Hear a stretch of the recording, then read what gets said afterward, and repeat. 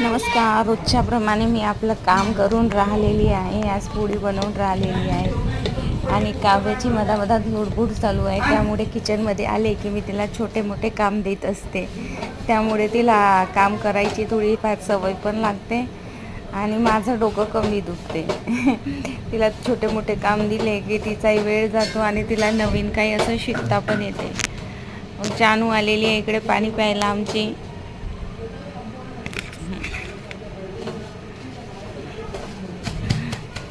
काव्याला खूप मजा वाटते की मम्मी अशी गरम गरम पोळी कशी हातामध्ये घेते. मी म्हटलं एवढे दिवस तेच करत आहे तर आम्हाला काही चटका वगैरे लागत नाही.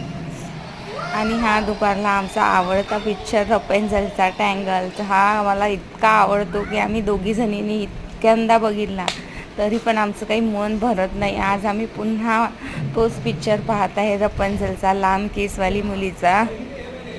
खूप आवडतो तो आम्हाला. मग एक दिवसासाठी कुठे बाहेर जातो म्हटलं तर कपड्यांचा पसारा इतकं होते की काय न्यायचं काय नाही न्यायचं हेच विचार येते. त्यामध्ये जानू मला मदत करत आहे की माझ्या प्रेस केलेल्या कपड्यांच्या घड्या बिघडवून राहिलेली आहे.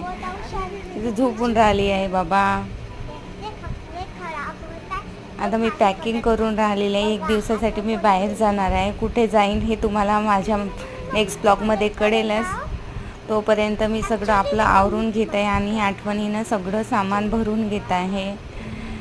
जानू पण मधामधात बाय करत आहे कॅमेरा दिसल्यामुळे. जानूला बाहेर जायची खूप हौस आलेली आहे. पण बघू बाहेर खूप ऊन आहे कसं काय होते तर. चला, आरती छंदचे ब्लॉग तुम्हाला कसे वाटतात हे नक्की मला कमेंट्समध्ये सांगत जा.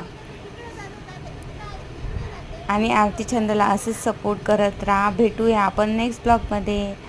स्नोमॅन, चलो बाय.